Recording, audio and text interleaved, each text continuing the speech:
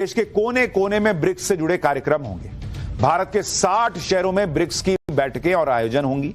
BRICS Brazil, Russia, India, China, South Africa का संगठन है जिसे ट्रंप कतई पसंद नहीं करते, क्योंकि ट्रंप को लगता है कि यह संगठन अमेरिका और अमेरिकी डॉलर के वर्चस्व को चुनौती दे रहा है। लेकिन ट्रंप कितना ही मुंह फुलाएं, 2026 में जब भारत में ब्रिक्स का सम्मेलन होगा और सब कुछ ठीक रहा तो चीन के राष्ट्रपति शी जिनपिंग भी 2019 के बाद पहली बार भारत आ सकते हैं।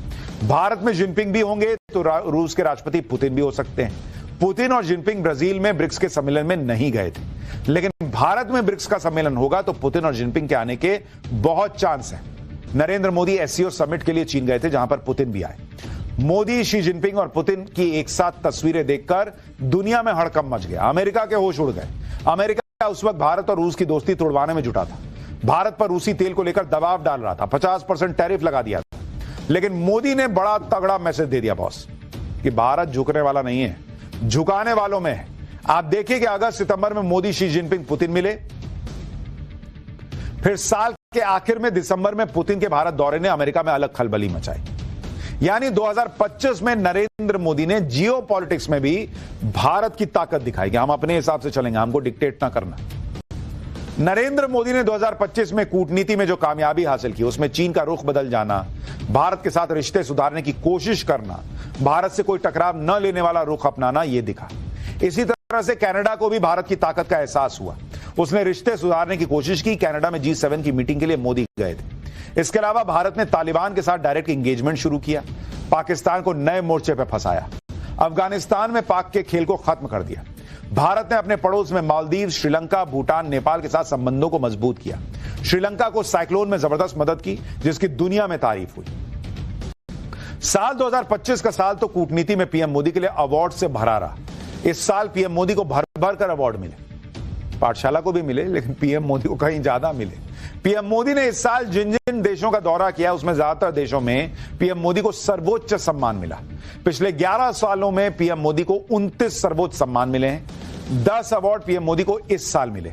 2025 में पीएम मोदी को पहला अवार्ड बारबाडोस ने दिया। उन्हें order of freedom of Barbados से सम्मानित किया गया।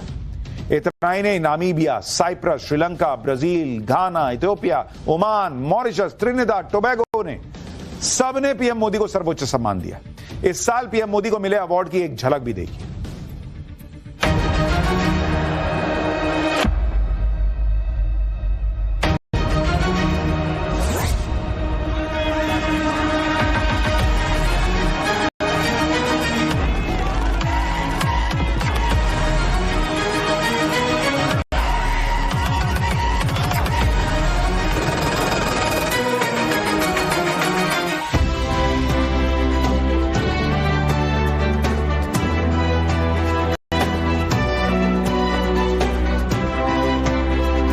दो 2026 में नरेंद्र मोदी जो धमाके करने वाले हैं, उनमें यूरोपीय यूनियन के साथ फ्री ट्रेड डील भी शामिल है। 26 जनवरी तक हो सकती है यह डील।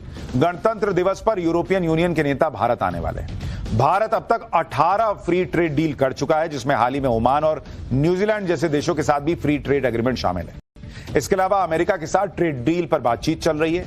अमेरिका के साथ ट्रेड डील भी 2026 में फाइनल हो सकती है। 2026 में एक बड़ी बात यह भी हो सकती है कि नरेंद्र मोदी और डोनाल्ड ट्रंप की मुलाकात हो जाए। और यह मुलाकात बहुत अरसे से नहीं हुई है, लेकिन 2 ऐसे मौके मिलेंगे जहां पर मोदी और ट्रंप आमने सामने टकरा सकते हैं। क्वाड की मीटिंग भारत में होनी है। अगर इसके लिए डोनाल्ड ट्रंप भारत आए तो मोदी ट्रंप का आमना सामना हो सकता है। इसके अलावा G20 की मीटिंग अमेरिका के मियामी में होनी है, जहां पीएम मोदी अगर जाएंगे तो ट्रंप से वहां भी मुलाकात हो सकती है। यानी 2026 में मोदी और ट्रंप के बीच जो स्थितियां बनी 2025 में, जितना बड़बोलापन ट्रंप ने दिखाया, उसके बाद मीटिंग होने के चांसेस 2026 में बनते दिख रहे हैं। आप ये भी देखिए कि अमेरिका ने भले ही 50% टैरिफ लगा दिया, रूसी तेल न खरीदने का दबाव बनाया, तरह तरह से भारत की तरक्की को रोकने की कोशिश की, फिर भी मोदी ने भारत की रफ्तार कम नहीं होने दी। आज की डेट में आप देखिए, भारत की सालाना जीडीपी ग्रोथ 7% से ऊपर है। जुलाई सितंबर की तिमाही में तो जीडीपी ग्रोथ 8% के पार चली गई।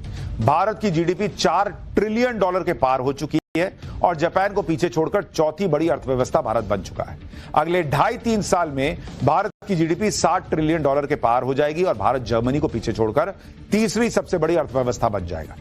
दुनिया में भारत की ग्रोथ की चर्चा चल रही है, क्योंकि जहां भारत की जीडीपी 8% की रफ्तार से बढ़ रही है, वहीं चीन तक में जीडीपी ग्रोथ आधी के करीब है, 4.3%। भारत ने 18 देशों से एफटीए करके ट्रंप के टैरिफ को मुंहतोड़ जवाब दे डाला और भारत के एक्सपोर्ट के नए टारगेट रख दिए।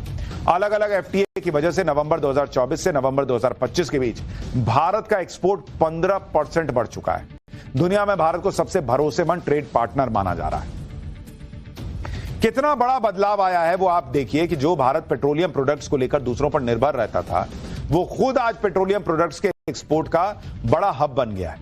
पेट्रोलियम प्रोडक्ट्स की रिफाइनिंग में भारत दुनिया के टॉप 5 देशों में आ गया है और रिफाइंड पेट्रोलियम प्रोडक्ट्स को एक्सपोर्ट करने में दुनिया के टॉप 7 देशों में है।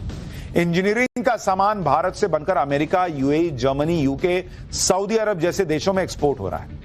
2014 में जहां भारत सिर्फ 1500 करोड़ रुपए के मोबाइल फोन एक्सपोर्ट करता था, 2025 में भारत 2 लाख करोड़ रुपए का मोबाइल फोन एक्सपोर्ट करने लगा। भारत का डिफेंस एक्सपोर्ट जो 2014 में सिर्फ 1000 करोड़ रुपए का था, वो आज की डेट में 24,000 करोड़ रुपए पहुंच गया है। इतना ही नहीं, नरेंद्र मोदी वो नई नई चीजें भी कर रहे हैं जिनमें पहले भारत हाथ नहीं डालता था, चाहे वो रेयर अर्थ मटेरियल हो या फिर सेमीकंडक्टर चिप्स। भारत के पास चीन और ब्राजील के बाद तीसरा बड़ा रेयर अर्थ का भंडार है, लेकिन भारत में रेयर अर्थ मटेरियल का प्रोडक्शन सिर्फ 2900 टन है, जबकि इसके मुकाबले चीन 2,70,000 टन रेयर अर्थ का उत्पादन करता है। अमेरिका 45,000 टन रेयर अर्थ का उत्पादन करता है।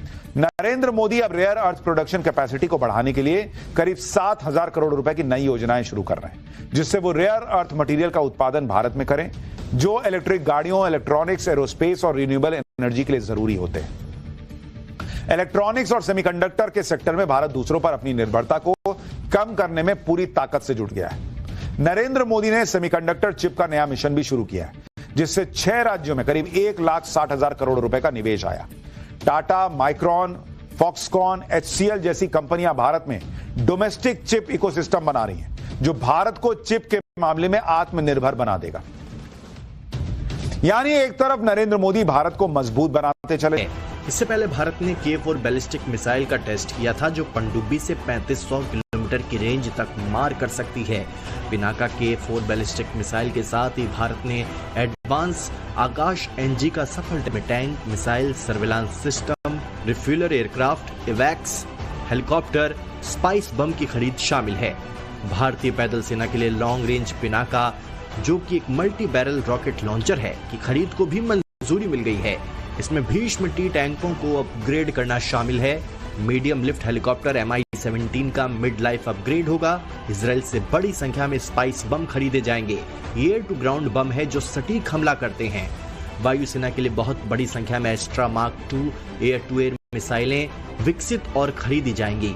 भारतीय नौसेना और वायुसेना के लिए medium range surface to air missile खरीदी जाएंगी।